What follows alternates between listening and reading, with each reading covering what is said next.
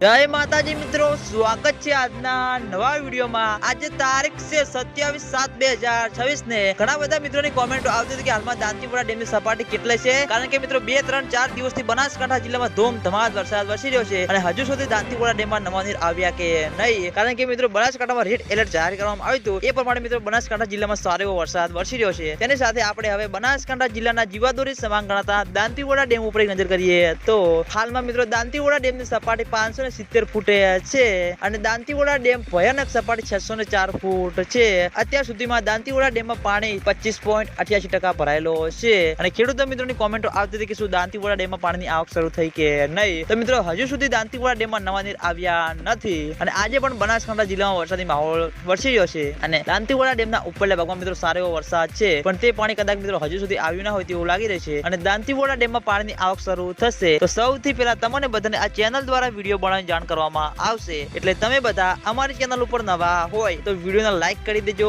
Comment કરી દેજો અને ચેનલને સબસ્ક્રાઇબ પણ કરી દેજો, જેથી કરીને અમે દાંતીવાડા ડેમ અને બનાસ નદીના તાજા અને લાઈવ સમાચાર લઈને આવીએ તો સૌથી પહેલા તમને બધાને ખબર પડી જાય। તો મિત્રો જય માતાજી।